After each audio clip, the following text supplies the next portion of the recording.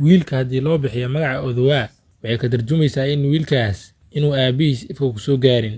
Magaca Mooge wuxuu ka tarjumayaa in wiilkaas inuu nuugin naaska hooyadiis. Baxsan waxay ka tarjumaysaa gabar leh qurux iyo caqli dheeri ah. Sigad wuxuu ka tarjumayaa wiil ku sigtay inay umal raacdo hooyadiis. Hanad wuxuu ka tarjumayaa wiil loo saadaalinayo karti iyo howlkarnimo. Nageeye wuxuu ka tarjumayaa wiil reerkoo guur raba dhashay kadibna dartiis loo deganaaday. Beyle wuxuu ka tarjumayaa wiil ku dhashay midabka madowga.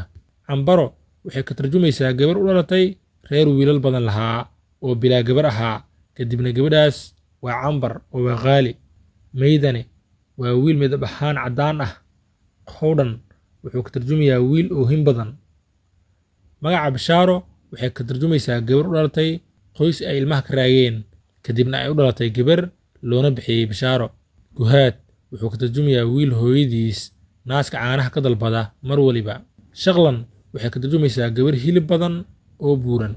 Shaqlan waxay ka tarjumaysaa gabar hilib leh oo buuran. Warlaa waa gabar aabaheed dhintay ayadoon dhalan kadibna hooyadeed ay dhimatay kadib markay dhalatay. Naaleeye waa wiil dhashay reerkoo abaar ah kadibna markuu dhashay uu roob badan u da'ay isla markaasna ay barwaaqoobeen reerka. Suudi waa wiil dhashay waqti kuleyl ah. Degan waa gabar dabeecad ahaan degan. Magan waa wiil hooyadiis oo la furi lahaa dartiis loo heshiiyey sidaasna uu ku baaqday furiinka.